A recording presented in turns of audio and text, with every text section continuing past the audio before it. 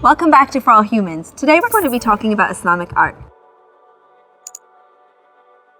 To begin with, we have to tackle the task of defining Islamic art. Britannica.com says that Islamic art includes such an immense variety of literatures, performing arts, visual arts, and music that it virtually defies any comprehensible definition. We know we're in for it, but even the encyclopedia has trouble defining it.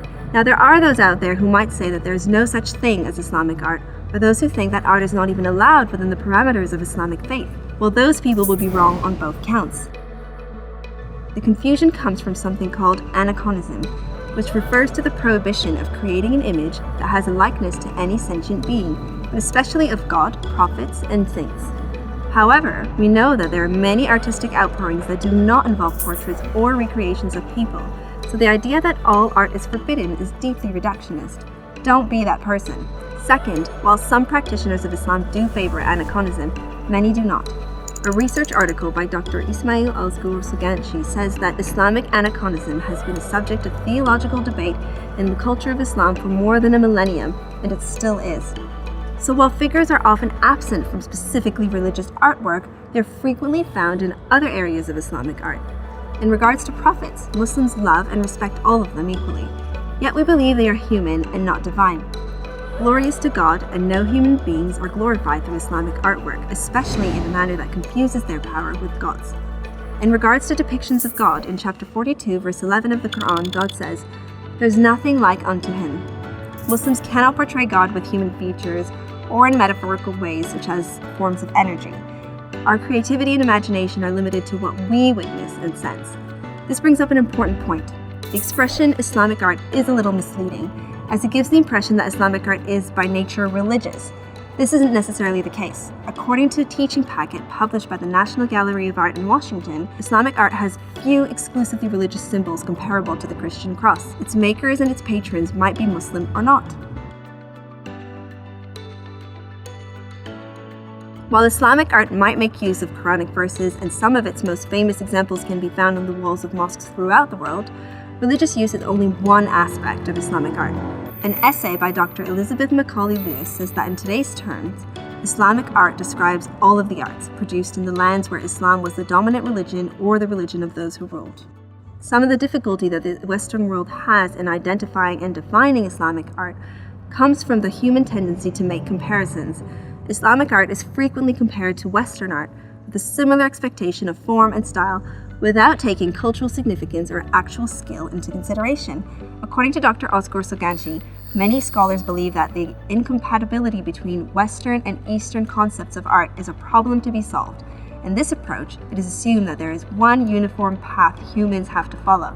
When stated like that, making comparisons between these two art styles seems utterly ridiculous. We shouldn't be surprised when one culture's understanding of art differs from another, nor should we use the same scale of value on one as we do the other. We know then that Islamic art is not necessarily religious or only Muslim. We know it can include representations of people or not, and we know it is not like Western art. So what is it then? Let's have a look at a few examples.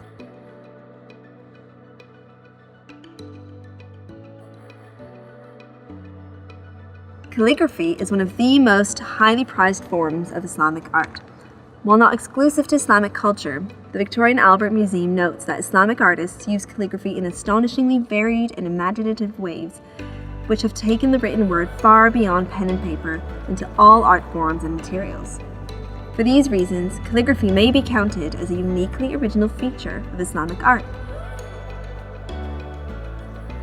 Islamic calligraphy transmits meaning both through the words used in the design, but also through the design itself and the way in which the words are adorned. This allows the artwork to convey a multitude of meanings, much more than written or visual mediums alone. One such example is the Alhambra fortress and palace in Granada, Spain. Named for its reddish walls, every inch of the place is decorated in some manner, and calligraphy plays a significant role.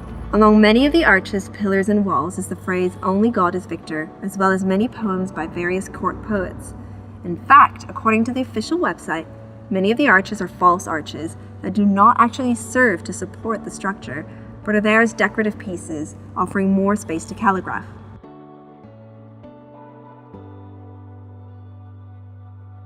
When it comes to Islamic art, intricacy is often the name of the game, and Arabesques, or biomorphic art, are no exception. These are scrolling patterns of plant and floral motifs that were originally used by earlier cultures, such as the Byzantines. However, the form was so heavily used and perfected by various Arabic cultures, it was eventually named after them. Take, for example, this mosque. The dome, the entranceway, the halls, most of the building, in fact, is richly decorated with these sprawling arabesques that draw you in with their intricacy and rich colors.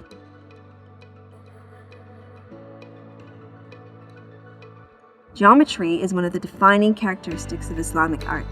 They are usually made by replicating and repeating a single geometric unit to create an overarching, sprawling pattern. The Islamic contribution to the world's understanding of math and science is well documented, and here, math and numbers take center stage again. This form of art requires a great deal of advanced technical knowledge, as the patterns are never just arbitrary designs. The designs represent themes like unity, infinity, universality, and so on. But beyond that, it's an art form based on numbers, where every number has a meaning. Take, for example, Dana Albertani's Heavenly Bodies series. ArtBasel.com breaks it down for us. Each of the central squares are affiliated with one of the 7 classical planets, a day in the week, and an angel. They were also once regarded as a form of protection as well as a source of higher spiritual knowledge through numerology. These works are structured based on the first square, which sits at the top right of the work and holds the code to deciphering which planet has been illustrated. Where once these coded paintings might have been used as designs for weavings on clothes, here they work as illuminations, with each of the 7 works exploring form, pattern, numerology, and mysticism, functioning almost as a manifestation of the artist's exploration into the threads of divination in ancient Islam. As you can imagine, by understanding the geometric terms used in creating them, these works can be decoded into a multitude of meanings. These, of course, are only a few examples of the types of Islamic art that exist, and we've only scratched the surface of a rich and varied culture full of beauty, creativity, and talent. They show us that Islamic art is not only beautiful, requiring immense skill to produce, but also that it's cerebral, containing incredible depth and complexity of meaning. I encourage you to take a trip to your local museum or even a nearby mosque and have a look at some of the breathtaking artistic offerings on display there. You won't be disappointed. If you liked what you saw, please remember to like, comment, share, and let us know what you think in the comments section below. See you all next time.